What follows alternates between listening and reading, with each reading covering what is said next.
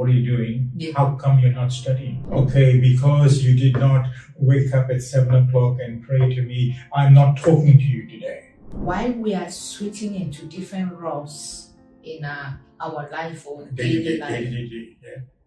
we still also have to maintain our character.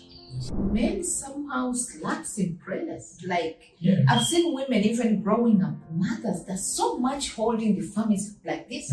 That the one that prays, that the one that sets all those rules and all guidances in the family, that just the one seems to be holding the families like this. Many people, we have had that, I don't know if it's too much love or maybe we do not know what we are doing, but I think to me it's really dangerous when we make people believe that we are the only people that can solve their problems.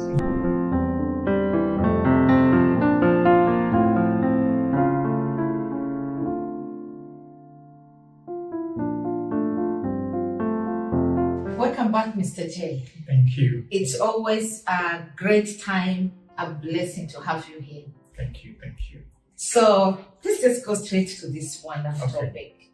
Last week we spoke about living in a kingdom of God. Yes. And all the procedures and steps required to access that kingdom. Yes. But now I'm wondering, as children of God, how best can we understand our roles and responsibilities within that kingdom? Part of growing is that we always need to have our responsibilities. It's wonderful to know that you are a child of God, but we don't want to be all the time a spoiled child. We need to say that I have a responsibility in the kingdom, responsibilities. And the word responsibility means the ability to respond. The ability to respond. To the different calls that God has given you, the different roles that God has given you. You respond better. Okay. So if the Father is calling you, you respond. So that response is really obedience or running to Him. Okay. So responsibility is the ability to respond.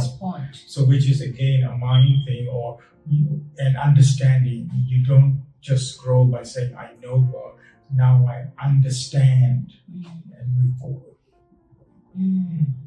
So again, we are in that growth. In different stages. So you mean when we respond to the call, the call depending on the call, which is we all have different calls, right?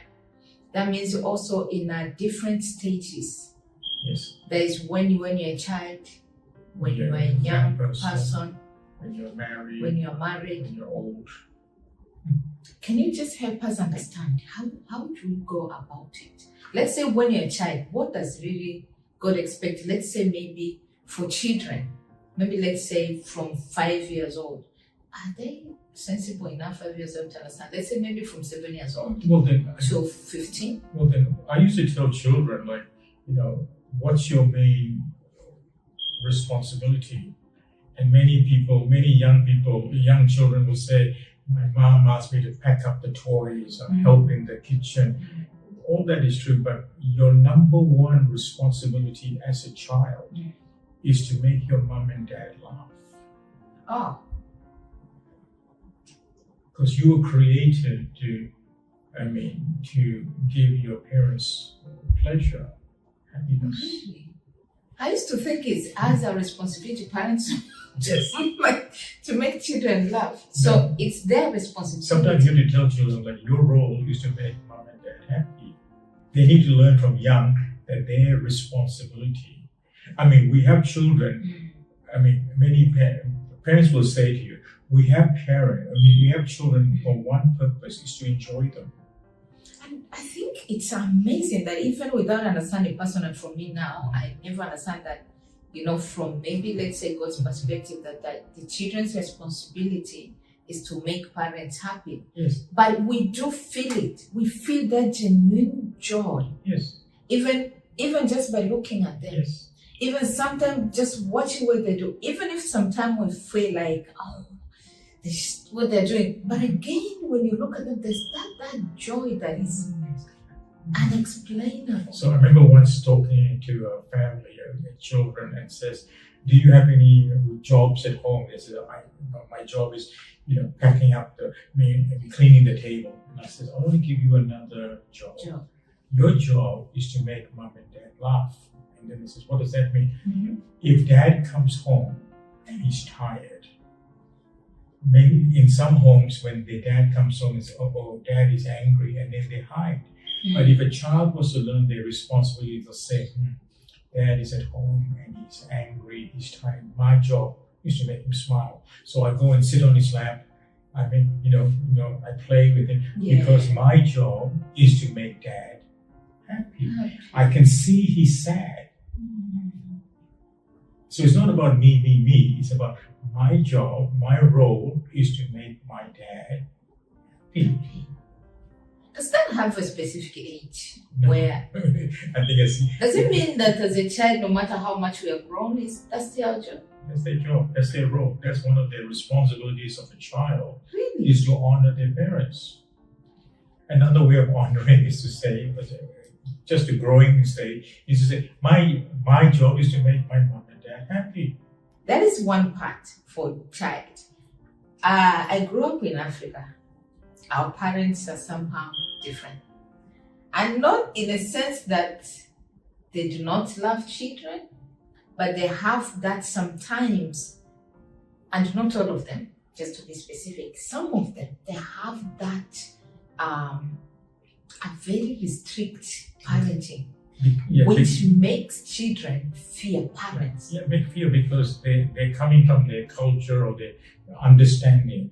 I've seen homes where the father comes home and he sees the son or daughter just sitting down, maybe watching TV or reading a book or playing a game, and their first word is, "What are you doing? Yeah. How come you're not studying?" Yes. Oh.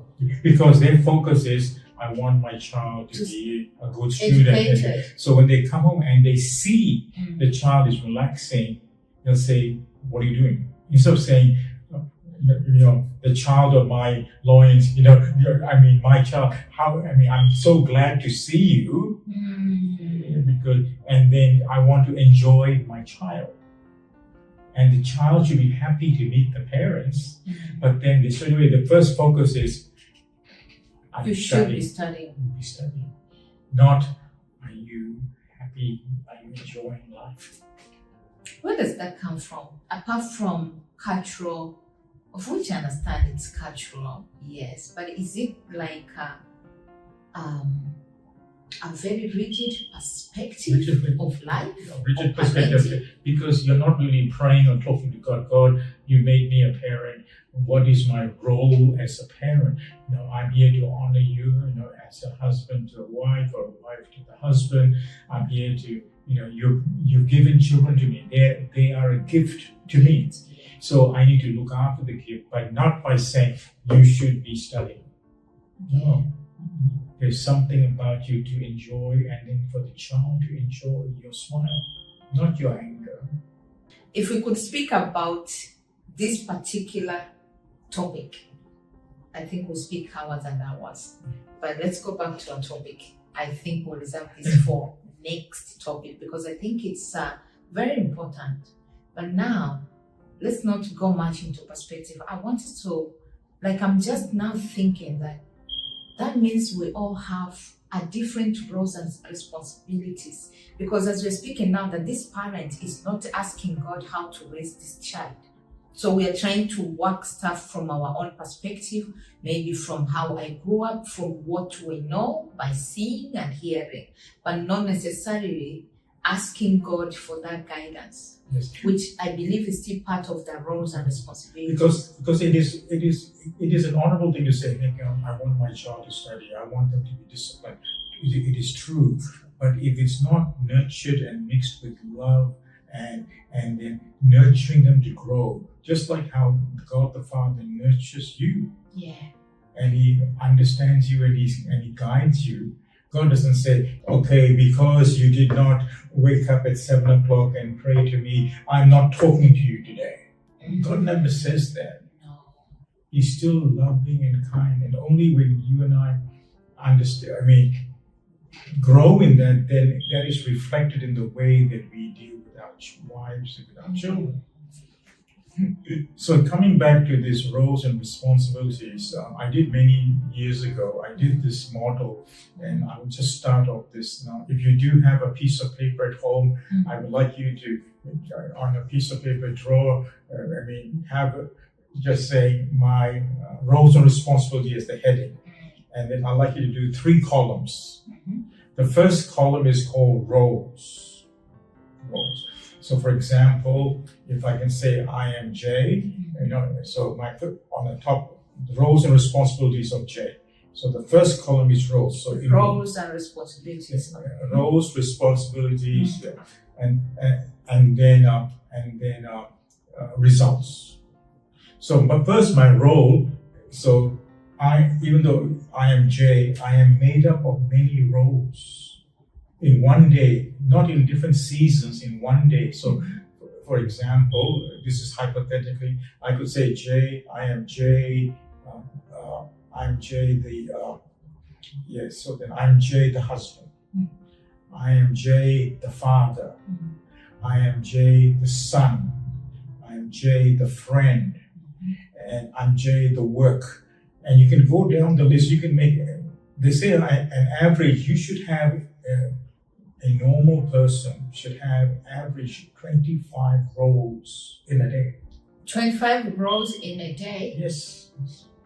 Average 25. A normal person. So for example, if I can say that, then I'm J the husband.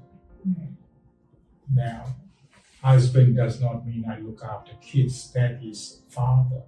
Oh.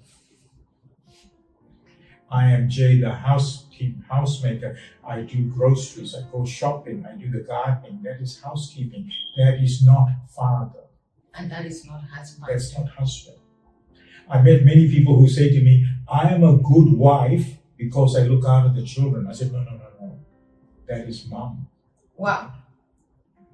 I'm a good wife. I'm a good wife because I cook the food and I clean. I work. I do the laundry. No. That is housekeeping. I'm a good wife because I'm loving my husband. Wow. Now you're taking all of us out of the equation. Because we think being good wives is just, but how about, so the role of a wife is different from a role of a mother. Yes, a wife is to love the husband. Is to love the husband. So in one day, for example, scenario, I'm at work, I'm in my work role. So 8 to 5 or whatever hours you are working. When work is finished, you take off your work role. I call it hat. You take your work hat off and you become the me hat. So I'm not a husband, I'm not a father, I'm just me. I listen to music, I could be talking to a friend. Then again, I'm a friend. I get into my car, put my music on, I'm driving. I come into my driveway. Now I have a choice. If I see my children, I become Jay the dad. The dad. And I hug the children, I arm wrestle, play with them. Yeah. But if I see my wife, I put the husband hat and I say, hello, honey, all those sweet words. Yeah. And then my wife's at home. Yeah. She could be the mom, she could be the cooking or cleaning. But when she sees me, she takes off those roles and puts the wife hat to greet me. So right hat, right role, right time. Now, my wife might say, oh, look, dinner will be ready in half an hour. Just relax. So I could go and have a shower. I could do some work. I could be reading some of my notes. She says, dinner's ready. And I sit there at table and family hat. I'm not talking about work. We don't talk about work for the first 10 minutes. I'm talking.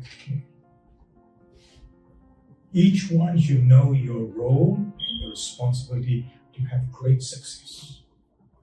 Now I understand. That's why there's so many failures in life. I don't think it's because of what we think it is, But I think it's playing our roles on a wrong time. Wrong time.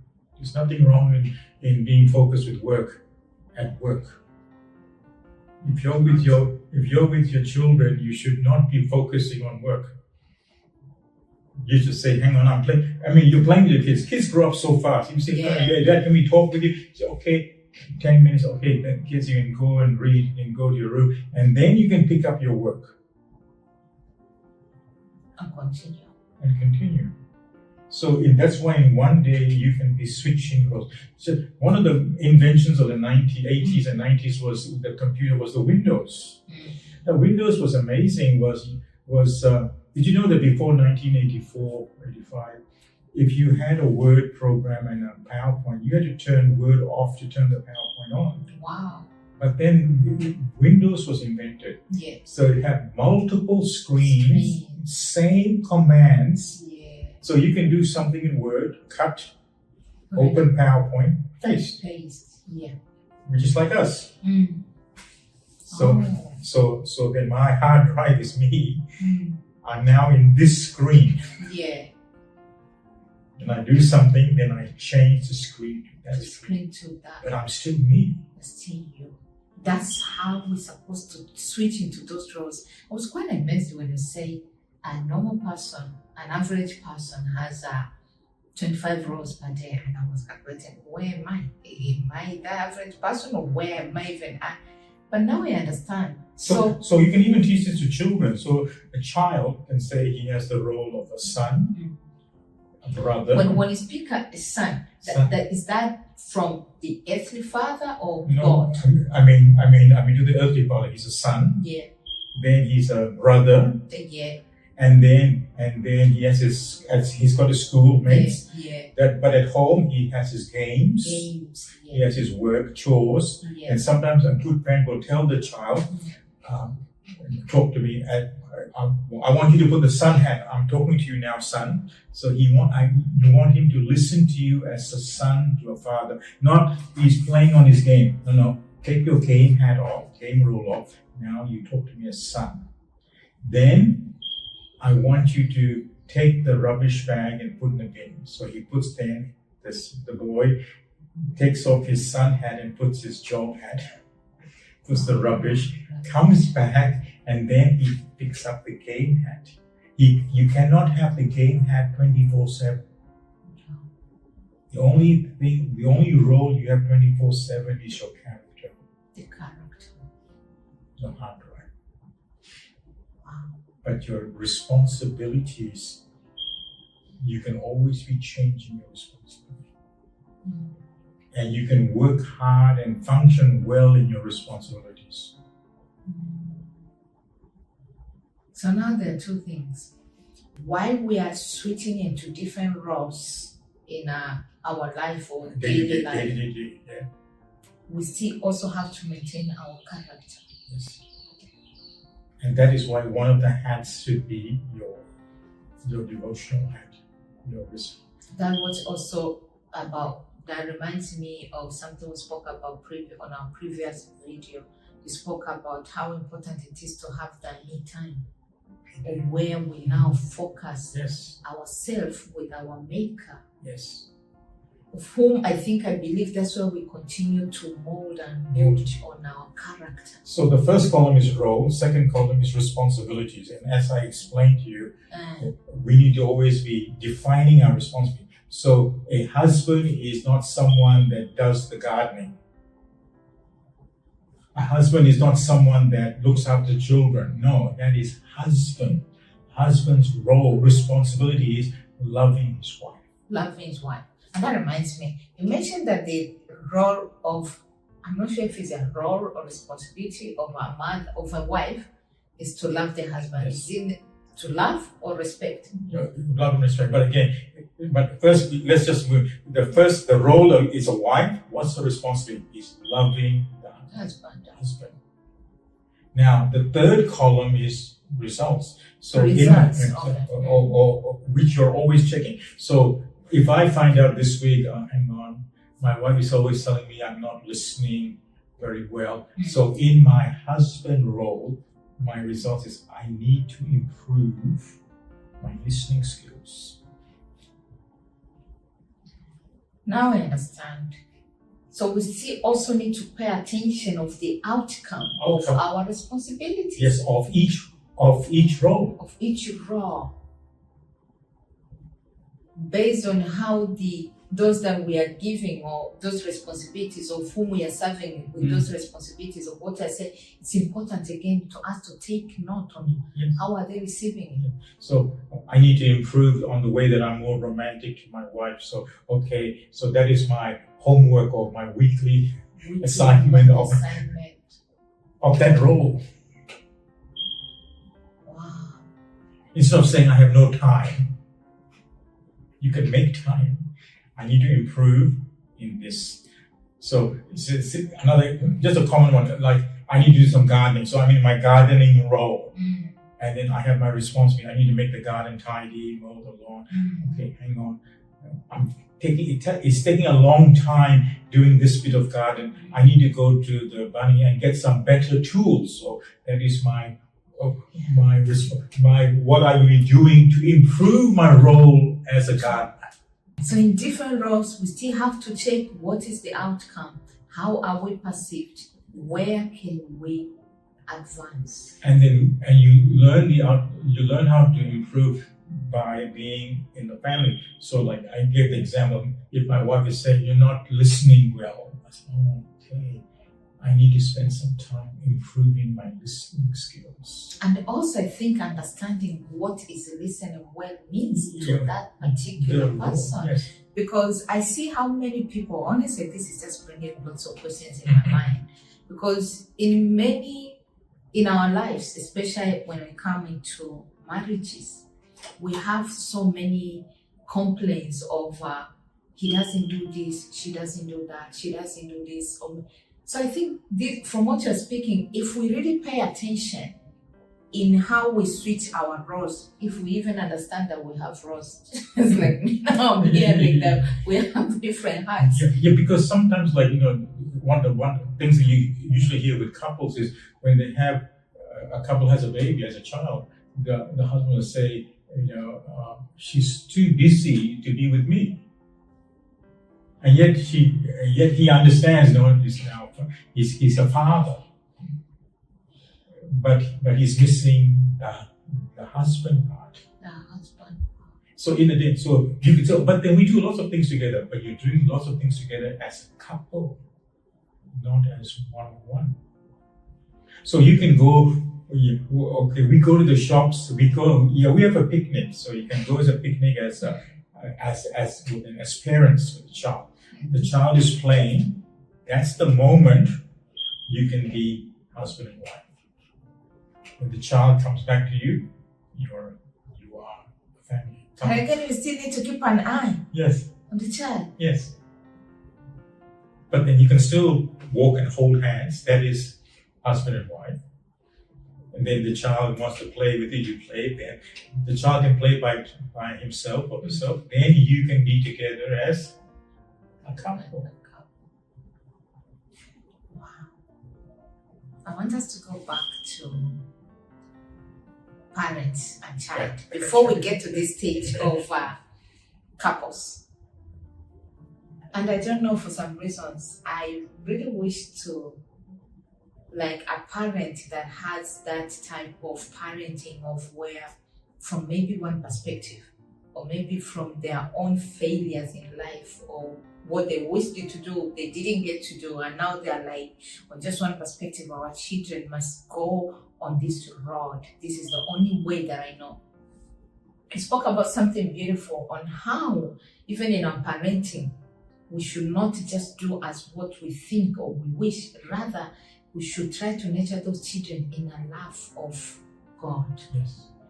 So that's why, if you know that you have diverted, or you see, now I understand, it's a great time to say, God, thank you, you've been so good to me. Now teach me more step by step, because this is not something you do in an instant. Because I believe we all stand in our roles when we know who we are.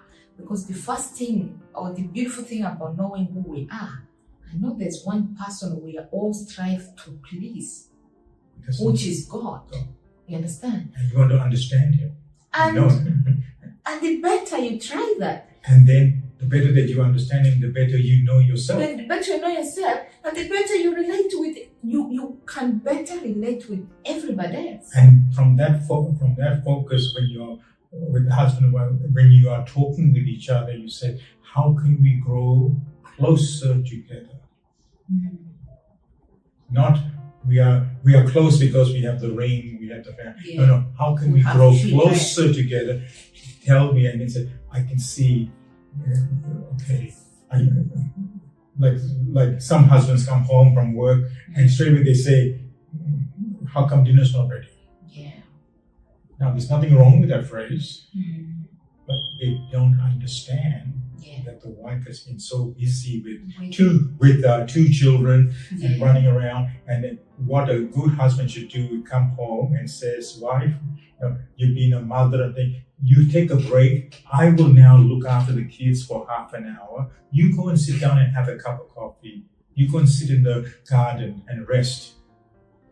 I guarantee you that the wife will look stunned and surprised. He said, because you're coming home and you're saying you've been busy. I've been working, but you've been busy, but now take a break.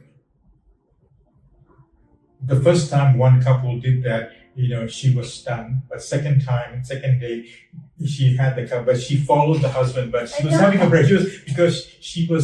She didn't have to worry about the kids running around or setting the table because the husband was doing it. Yeah. And then after they sat together and they talked and then they laughed. Honestly, what you're speaking is so true. And I think now we need to jump and get to that stage of marriage. But before we do that, I want you to speak to the child. I don't know why I'm still there so much. The child that is having those type of parents of one or single perspective of how they want their children to grow. I know you have told them that they need to seek the guidance from the Lord on how to stand on that rock. Because I believe the child they're raising that child for God Himself. I do not think if they really know what is the call of that child here on earth. So for them to help God, to help Him to raise that child to stand proper on the calling that God has created that child for. If that child, what can you tell that child with that sense of fear in him? Cannot be open to parents, cannot even, share what she feels or what she sees around because of the fear of that. Or maybe, let's say, the engagement of the parents. Well, first is to be true to yourself, to say, even if my parents are distant, my number one role is for me to make them happy.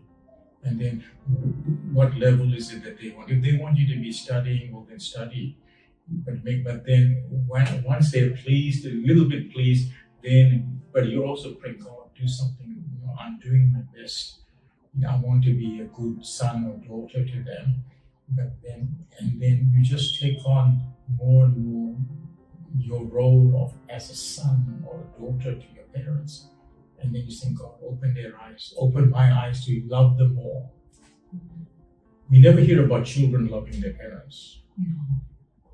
Let's get up to our family level now, all included, children, parents. From what I hear you speaking, I can see that we know, all of us understanding our roles, there is some respect and honors that comes in within those roles. Whether the parents are doing the right thing or children are doing the right thing, whether or not. So how can we keep respect and honor within family? Well, if it's a Christian family, we must believe that they are having devotions together. That's number one. And then they're learning to show love to each other better. Many parents, they will hug their children. They hug to their children. They need to hug their children. Okay, hug. Them. Okay. But many children do not hug each other. Oh. And that's why you have that sibling rivalry. When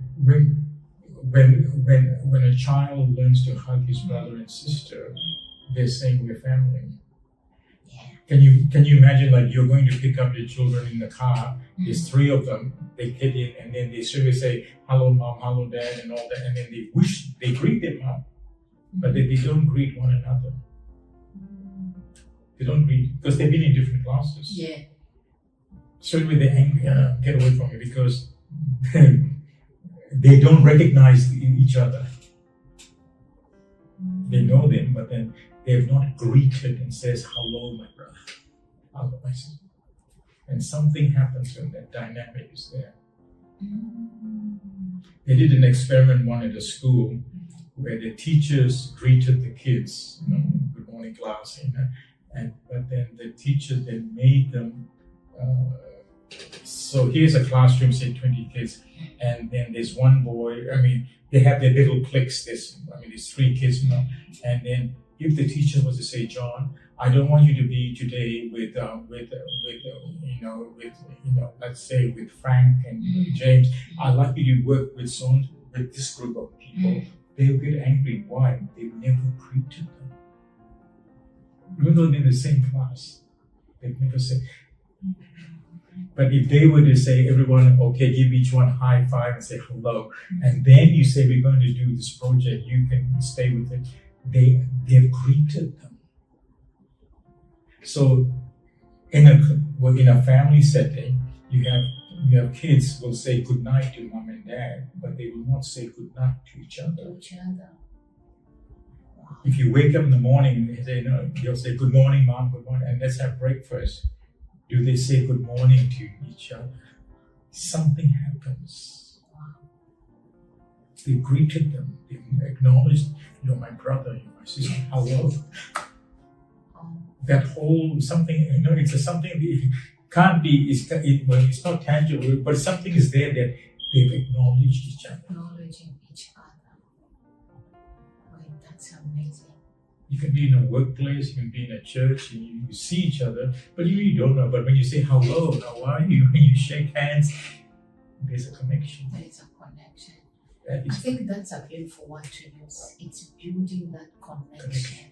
I've seen so many families don't have connections. They don't have connection completely. No, don't have any connection. It's either there is a problem, that's when someone will call the brother or sister. Yeah. Based on just needs. Yeah. So they are brothers, siblings based on the needs, Yes. not on the connection. Not connection. They don't have any family connection. So there's something powerful about greeting each other, hugging each other, and then it's the safety of the family. That's why child abuse is so dangerous, so evil, because a family, a child learns that my father or my mother is my closest, and that is betrayed. Or even with brothers and sisters with each other. So that is why child abuse is such an evil thing. But we need to break that cycle. Now, talking about breaking that cycle, because this honest has brought me so many questions, even having working with many children that have gone through this, the violence, for parents, of how they've completely lost trust. They don't have sense of trust to anybody, which is really painful. That's why lots of prayer, lots of laying your hands and praying for them, on them. And then if there is a church family that's looking after people that are damaged, it's in the safety of togetherness, is giving them lots of hugs and love. And love, I believe that. Yeah. And love is not, but not buying things. No. But it's just like, good to see you. Welcome home, and then giving them a hug. This is what we do. Or saying grace, we hold hands. We hold hands. See, all that connection is a sense of family, and of which they are really craving for. Yes. Why I understand now let's say in Australia, where we are living now, we do not have, let's in our workplaces, when we are working, assisting those people that have family violence victims, there's some things, there's a limit of how far we can go. Yes. That sometimes hugging and shaking hands is not allowed. But then there's safety things like fingertips to shoulder to elbow is safe place. They say yes, you just hold them there, and later on, as the relationship grows, it's different. But but the starting point is usually. Personally, for me, what works, and I just don't know. Trust me, I pray for them in my heart. Yeah. I do. But if you and pray then again, but then the result is because you pray something must. You see, we don't take that next level and say, if God, you're working in this, I've been praying for them.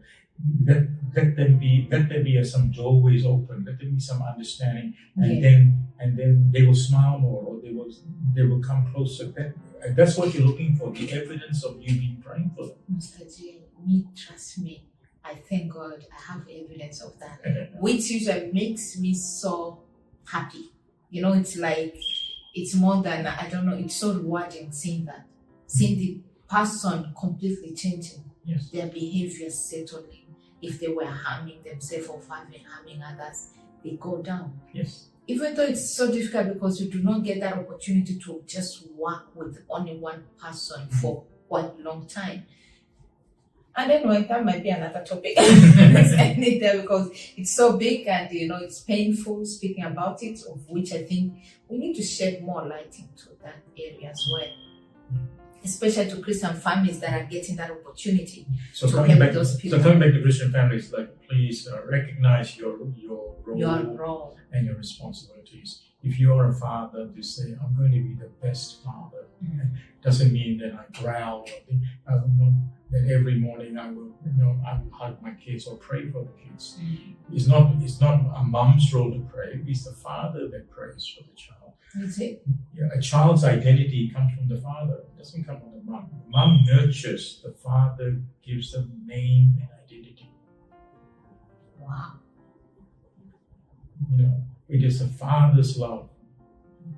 It's not a mother's. A mother will always nurture and care. Even if you're the worst, the mother will always nurture. It's the father. That's why abuse by a dad is so painful, or by a man.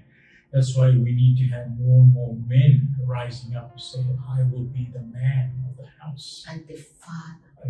Now, speaking about that, Mr. J, let's speak about, so there's being a husband, there's being a father, there's being a man of the house. What does that mean? Well, in a world like in the changing 22nd century type thing, where nowadays you have ladies are earning more money and some men feel threatened, but a man God has given its quality to a man, that it's a man that leads and guides.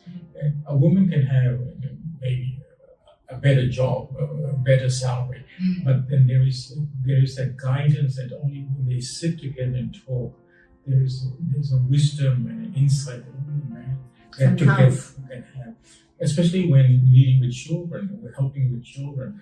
So in a culture nowadays where we have many single moms, where we have many children growing without a noticeable male figure. They need a male figure, and it's not about being rough and tough. It's about saying, this is what a man, and only a man can say to another child, whether it's male or female, you need to listen to your mom. Only a man can say that. Only a man can say to a child, men do not hit girls. Even though he's more powerful. It's only a man that can say, look, I'm leaving, I need you to look after your brothers and sisters. It is different from a mom saying that. Sometimes I hear my husband tell the children, look after your mom.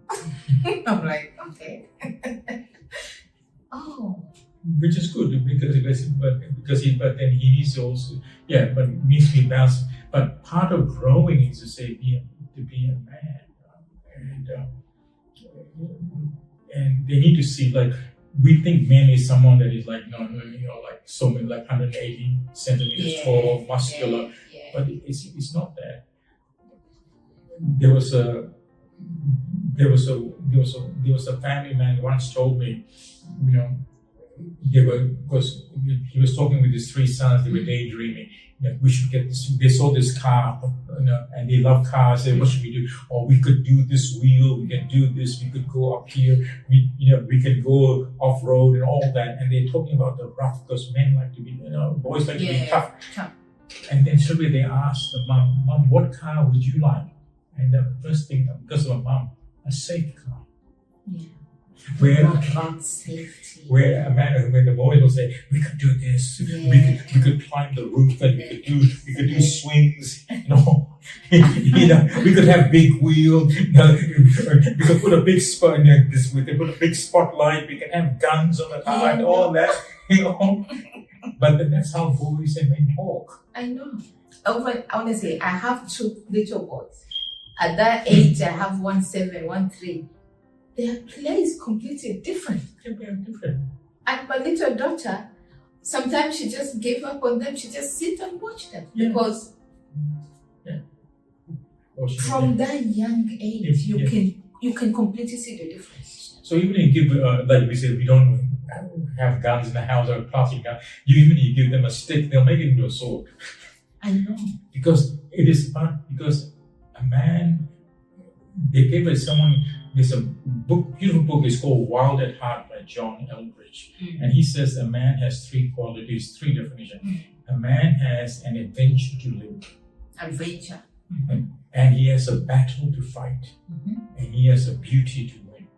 Wow. So an adventure means life is an adventure. Don't confuse adventure with battles. We all have battles, but we enjoy life as an adventure. That's why people go camping. They want to do this, want to climb this, they want to climb to the roof of the house and all that. Because life's an adventure. Yeah. In these battles, I have to pay this bill, I have to do this. Those are battles. That's a battle. Don't confuse adventure, but then a beauty. I don't fight for every girl, I only fight for one girl. For one. So, Mr. J, I think when it's coming on family settings, there is a lot of things that are, making that happen. But most importantly, if we can go back to men figure, raising men that are really standing as men, because I believe family has been given, the head of the family is a man. Yes. We all know that. What is happening right now in this moment? Why are men forgetting who they are? Because it's like a man is like a lion, but then we put them in cages and we tell them to be polite. We forgot them to tell them, listen, I need you to be wild. So, is this a parent's fault? In culture, societies. And culture and societies? We've taught men to be effeminate. Yeah. We taught them that they should dress well, talk better, be polite, which is all nice. But then you see nowadays, young men, the amount of how they look after themselves, the clothes and all that. I mean, which is all nice in one level, but then there's not that manliness to say, I will stand up for something. People say the government should do this, the school should do this. No, it starts at home. At home. Now we come back because I wanted to say I believe, yes, culture and societies have changed, but now let's come to parents, families, where at least we still have power. In that family setting levels, there's power we still have over our children. Yes. So we start with basics like being thankful. So good men are saying thank you, please. That's so important. So where does it start from? First, like when we talk to God, we say thank you today for God for today. Yeah. When we have a meal, whether you give them a sandwich, they should just say thank you. Thank you. They should say thank you to you and thank you to God for a meal. So that thankfulness opens them up. Yeah. And it's not a girl thing, it's a man thing. It's a man. In fact, that one, the gratefulness and thankfulness is for everybody. But then it starts with the man leading it. Okay. So man should be saying, we're going to pray now, we're going to have a meal, and the man should be the one praying in the house. It's not a woman's role to pray in the house, it's men that lead the prayer. But honestly, What is it like? Men somehow slacks in prayers. Like Yeah. I've seen women even growing up, mothers. There's so much holding the families like this. That the one that prays, that the one that sets all those rules and all guidances in the family. That just the one seems to be holding the families like this. Which is all, but then because they don't communicate with each other and then they don't say, because we have your own individual identity, but when you're married, you have to learn to say the royal we. We do this. Again, we that's pray. coming in a communication and Pray. connection. And pray. And when we pray, okay, let's introduce saying grace and then husband and wife talk about how do we do this and what does it look like. It's not about what to do. Many people know what to do. We need to pray. How do I do it? How do we do it? How do we pray for this? How do we pray in front of the children? So how do we? And then we talk about it. Okay, and then you make a decision. We're going to do this. So we need to make that decision before we come into children into their presence. Yeah. We need to be on the same page on how we pray, how for the we meal. say things, Yes. how we. So that if a child is rude to the mom, we don't laugh and we just say, hey, apologize to your mom. Say so. Not, it's okay. The child picks up so many things from school or from Friends. from TV or the phone, and then they come and then they just say that. Yeah. That's not good. Nice to say that now. Like you just say sorry. So now I understand. Parents will disconnect along the way. And sometimes I think it's that their father doesn't like this way, or maybe he's busy.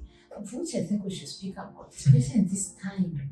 In this time, honestly, the busyness is just so much. So in busyness, like I remember used to say to my wife that, I said, I will never bring my work home. Okay. So that's my work role. Okay. And I was very diligent. But then I found out that even though I was at home, I was not at home because my mind was at work.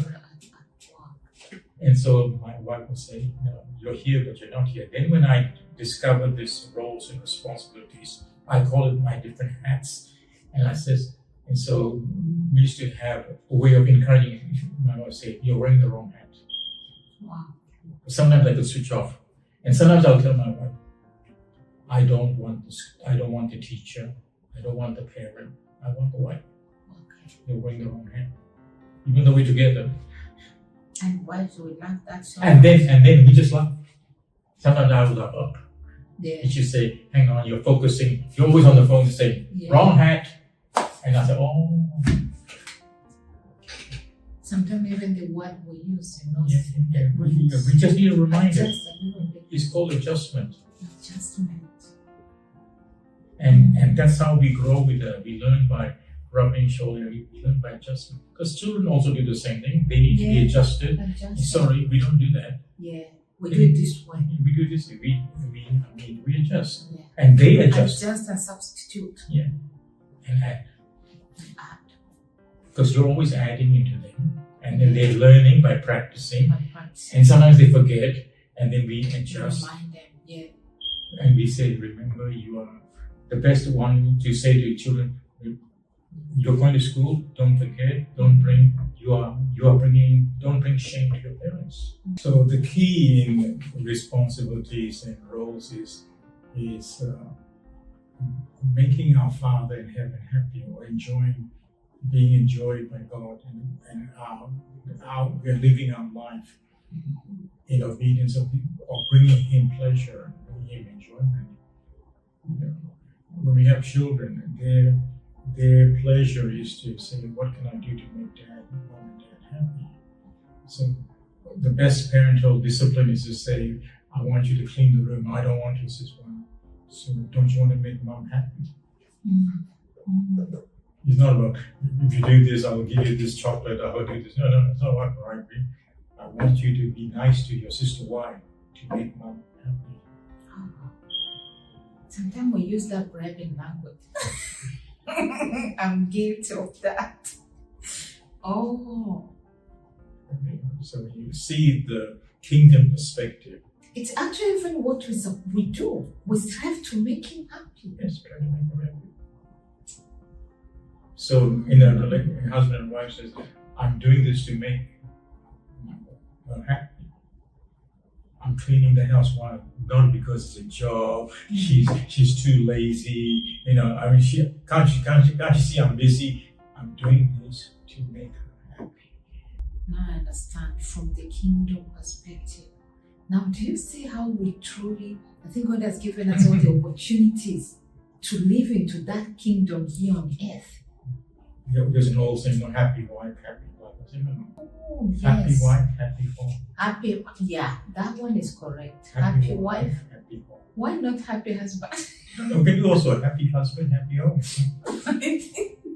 I don't know, for some reasons this saying is somehow, when a wife is really in that happy state, joyful state, most of the time things will just flow in the family. Yes. And it's not about sex. It's about happiness. Why are women, mothers, wives seeming to hold that big power of, I don't know if I should say, dictating the happiness of family? Because they've not been listened to or heard to.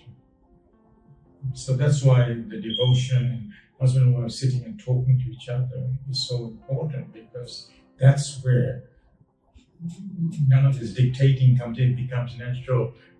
We sometimes we think it's communicating just words. Sometimes, if you're in a happy relationship, sometimes it's just a look.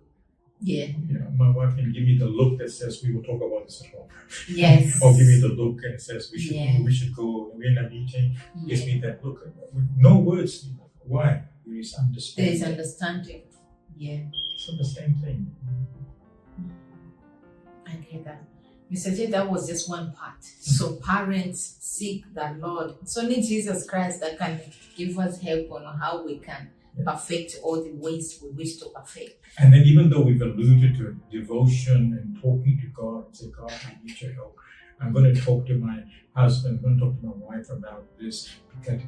But can you help me to be gracious and kind? But the answer to prayer, but I want the happiness of the family. I want the happiness to come through. And then when you talk like that, things happen. So if we all have one goal, and work collectively to achieve that goal, our goal is to have a happy home. Happy home, happy Jesus.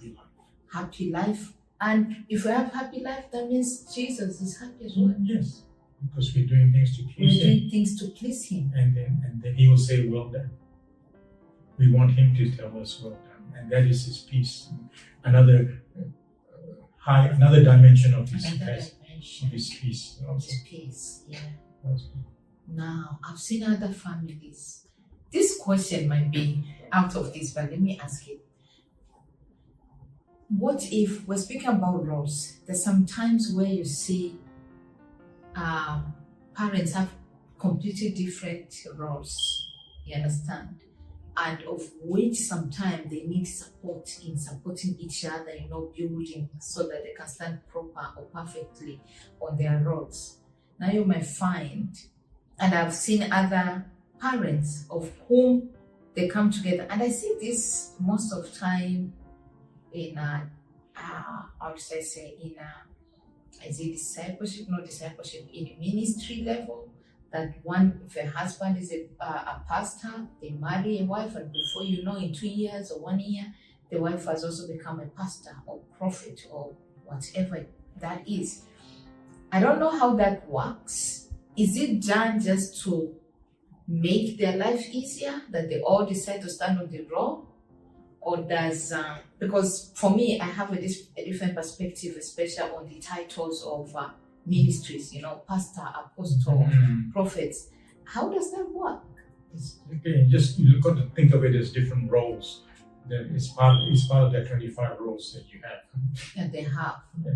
Do you think sometimes they just have to all become same thing, so it's easier to manage those roles? And their responsibilities as family, parents, and as their ministers? Yes, but the question is, how are they functioning in each one, and the results, are they happy? Are the children happy? Are they happy?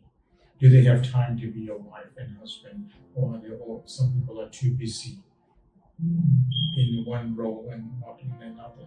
So let's speak about when the other different roles, not in ministering.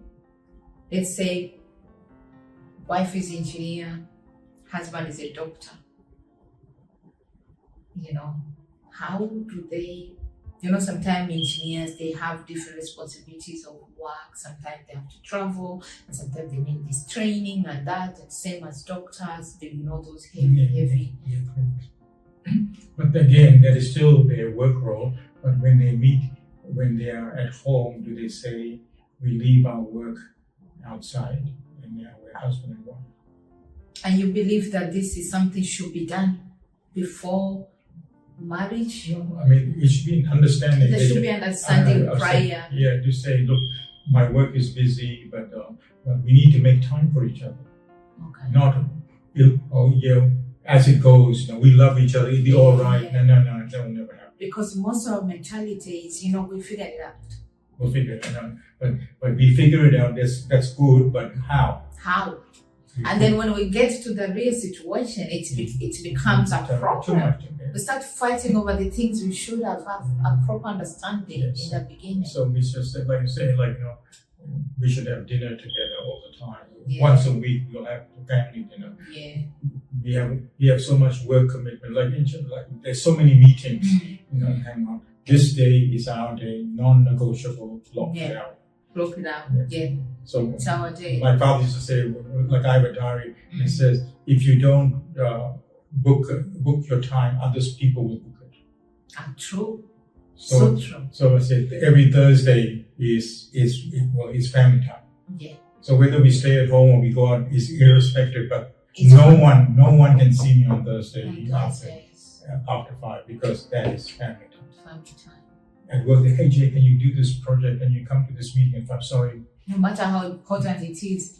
Before I used to say, I'm meeting with family, but it's but it's important. But if I say I have an appointment, it sounds really professional. But then the key is to enjoy God and to enjoy one another. If that is your focus, everything else will fit in. Absolutely. So I want to enjoy God. That means I will spend time, I will read my Bible and pray because my goal is to enjoy. To enjoy one another. To enjoy His presence. I want us to come back to, how a family setting now, there's husband, there's wife, there's children. But, most of us comes from extended families. We have parents, we have in-laws, which we usually really grow with them. We keep them so close, different from how I've seen people or families in our Western. There's that boundaries. I'm not sure if I should call it respect, But it's also honor. It's respect, honor. To say, when you're with your parents, then you are the daughter. Okay. But when you're with your husband, you are the wife. But then who takes more precedence? In some matters, you say, the husband takes more precedence than my parents. Yeah. And how about parents with their children? Personally, I see that there's some, I don't know, but from where I'm coming from, Africa, a large percentage of parents do not really, I think I would say respect. They do not respect the fact that their children are now building their own families and they are, there's a way of how they should be treated. But you must have that, you will have that discussion. You must have at least that discussion and make that stand.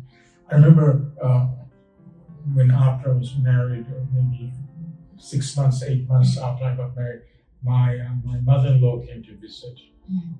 And one morning we woke up and my mother-in-law had rearranged the kitchen. And then her reason was, this will be more better for you. Put the plates there. And then so I told my wife, this is the time for that discussion. And I said, I'll take the dad, my father-in-law. And my wife was then rearranged and says, And they say, oh, but it's better here. And then her argument, but Jay likes it here. Yeah. But that argument or that discussion has to be there to take the stand. Yes, I know this is what we did in our house, but this is now my house. My house. And this is how things are What done. down here. And the same with children. I mean, with disciplining children, one of the things is, we never put up with that. It's just true, but then here the husband and wife will say, we do it this way. And it's going to be tense, but it needs to be said at least now and then. Because there's some things you say, this is what we do the old way. You must always do it this way. That's true. There's some things you don't, that you carry along. But there's some things, we never allow you to wear that type of the father says it's okay. Yeah. Remember we talked last time about that when we wear things, we say it is for your partner to first appreciate. The same thing is when the children are growing up, when the children says, and is it okay to wear this? The best answer is, if your dad says it's okay, it's okay. Oh, but dad will always be strict. But that's what you want.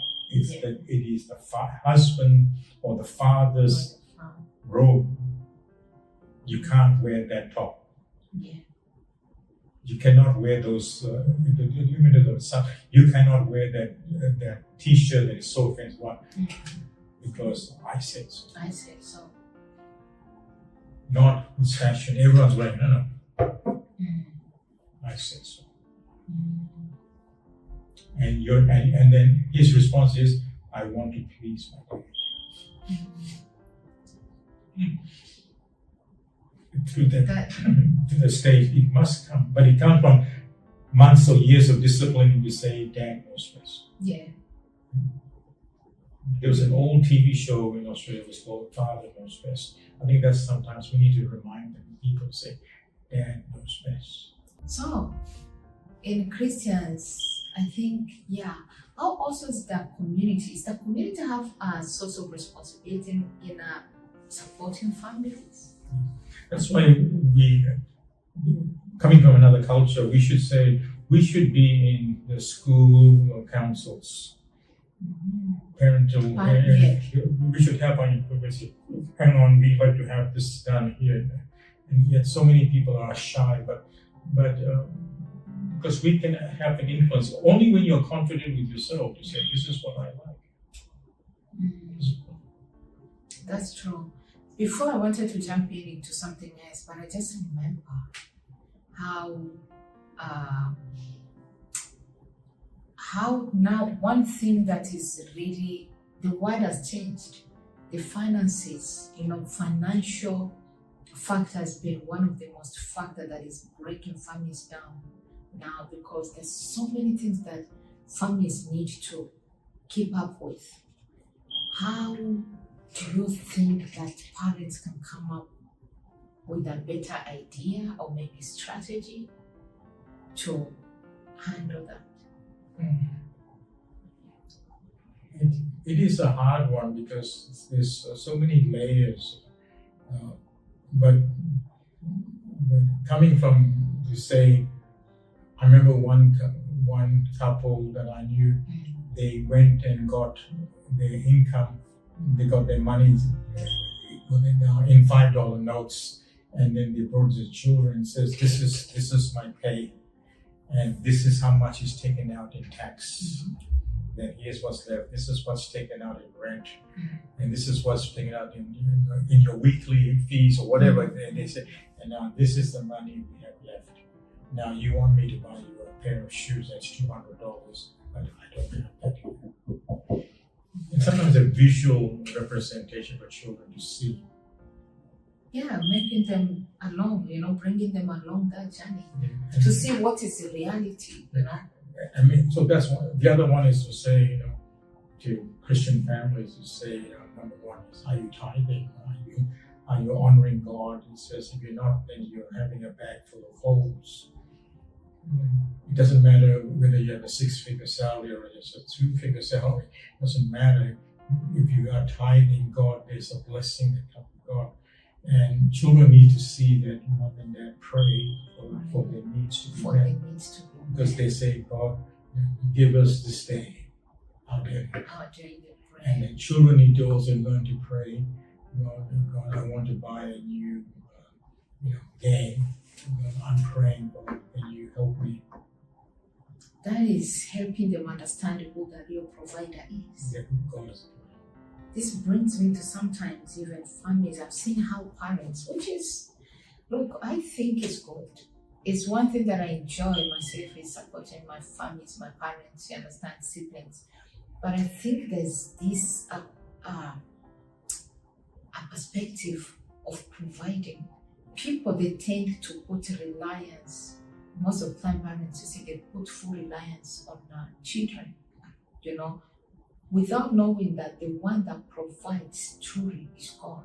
Or sometimes I see that as, and I shouldn't say it's not just even parents, but many people, we have had that. I don't know if it's too much love or maybe we do not know what we are doing, but I think to me it's really dangerous when we make people believe that we are the only people that can solve their problems, Yes. that can provide financially, whatever, any sorts of provision. People, instead of running to God first, they're like, we need this, it must be done. Their way of talking Yes. is like, there is nobody else that can do it. So, and then they don't say, and then that's where the intervention must come and says, have you prayed?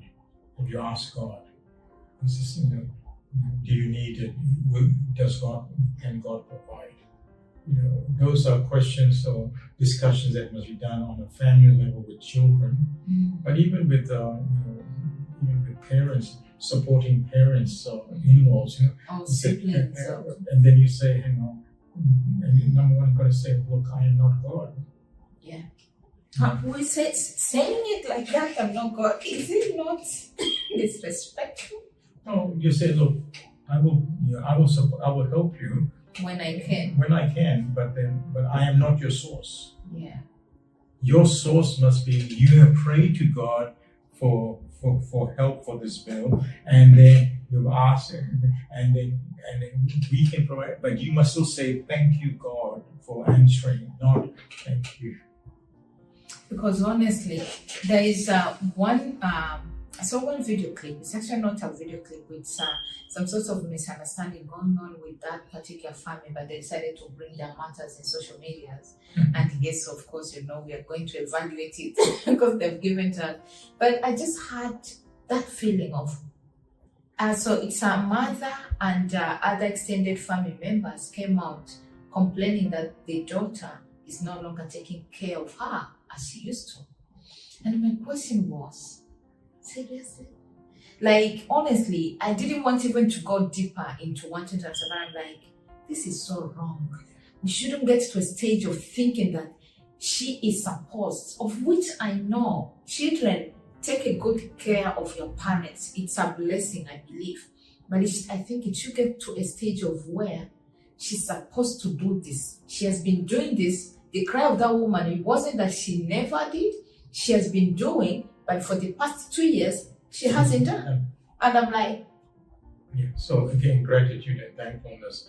So again, it is the spirit of selfishness is always there with people. selfishness. Okay, so this is where that evaluation in my role, God, I need some help in this, Yeah. Lord, when do I sin? And then if you pray, God, I've taken a break for 3 years, help them to provide for them. Yeah. But it is hard, but you must always come back to what am I building? Am I in the kingdom? Is God helping me in the kingdom? You see my Lord. Am I extending the kingdom? What is happening here? Because it's very important. For one thing I know is if we try to take God's place in people's life, definitely God is going to take that person away. Because I believe God wants those people, wants each and every one of us for himself. We need to know how to learn how to rely on him, to understand that he's a provider. Even in our normal lives, we all taken through different stages.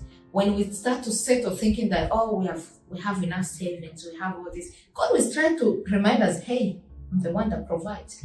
So that's where the principles of God, like if you're helping a family and you say, look, I will give you $200 a week. Yeah.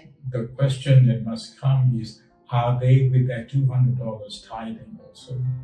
Because they must still be trusting God. God, thank you for this. And then whatever you've given me, I'm honoring you. And I know you will bless the 180 left. Oh. So now I understand. Even as you give, we should also remind them it's that responsibility now of the givers, the person that is giving or blessing others, to know that even though I am sharing this blessing with you, but this is where the blessing comes from. From God. And then you also, the person who receives it, must also be thankful. Yeah. That's why in so many mission groups and organizations, they say, they're supporting this family. And you say to them, hang on, I want to know in their growth, are they just saying that they've got this money from this families, but are they growing? How do you know they're growing? Oh, we've got this beautiful house, we've got this beautiful business, but are they also tithing? Because that means that they are trusting God is the source, not this family or this nation's money system. Or even job that you have. Yeah. Wow. So that's where how the kingdom principles work. You say no. Because all I know is giving someone money as giving money, you're not helping them with nothing. No matter what they're doing, you're not helping them grow. Because the first fundamental is, are you walking with God? If you're walking with God, then are you trusting God? Yeah. You say, God, I got this money, thank you. Thank you for this blessing. And then out of that, I am tithing. And I know that I will use this money wisely, and you will give me more. And again, also in that giving, understanding your role, that I think we also need to grow, mature, to get into the stage of, okay, I want this person, or this person has been helping me now, but she or he is now on a different stage. You need to respect that. Yeah, because somehow, it's time. To move. It's time to move, and then God's giving me another source of income coming. Now that I'm established, and now I got this, now I've started a job or something. So I don't need this income coming. Or suddenly they will stop. Somehow they will know not to send anymore. I have this kind of mindset I grew up myself with. I honestly, sometimes when I look back, I'm like, that was so risky I was doing. But I have this mindset with me when I was growing. Yes, of course, God allowed me, and which I'm so thankful to grow up in that environment of where I just had to rely on Him alone. There was no any other source that I could rely on. But I remember now when I graduated, finished my first degree, and then I refused to get employed. I was a government agent and I refused. And people asking me, why? Take the job, it's government, people love government jobs, I don't know why. I'm like, it's government job, security and all that. I'm like, no. They said, why? My reason was, I don't want to settle. That was the only reason I had. Look, I had no money. My life was a struggle. And yet, I didn't want that secure job. With that one reason, I have a goal of there's so many things that I wish to do. And I think that, and now, speaking from how I know myself, I have that sorts of laziness. Sometimes you need to evaluate yourself and know the type of person you are. I'm like, if I get this job, I don't think if I'll be able to run for this. So that is the reason I had to put some boundaries of what I can take, what I cannot take, which I think is beautiful. For also other people to look at yourself, the type of person you are, the capacity you have, what can you take in and what can you not take in. That was lovely, Mr. J. Now, I think we speak a lot, but I have this question: how can Christians manage their time better so that we do not keep our all time running for this busyness of life and forget to run to enter the kingdom? I think when you do that chart of roles and responsibilities, straight away you will probably learn how to manage your time. Manage your time. Each one of us is given 24 hours. Yeah. We're not given more or less, we're given that time. But it's how we manage the responsibilities. There's an old Chinese saying, give more work to a busy man. He knows what to do with the time. You know how to manage. I mean, you don't have to wake up earlier, have late nights. You can manage your time better if you know, I'm going to go home now. I'm going to manage my time with my kids, with my wife. And then I'm going to go to work. And you, when you wake up in the morning, you say, Lord, here's my day. I give you my day. Yeah. And then you say, God, lead and guide me in my day. Just the right time. Not everything has to be done today. There's something God will teach you. You will know. That's amazing. Thank you so much, Mr. J, for sharing with us. This has been a very beautiful conversation. And we hope to have you for more conversations enlightening like this. Thank you. Thank you so much. And thank you to all our viewers. Let us hear your comments, your thoughts. What do you think? Just let us know of how or what you have taken from this video. Thank you so much. We'll see you on the next video.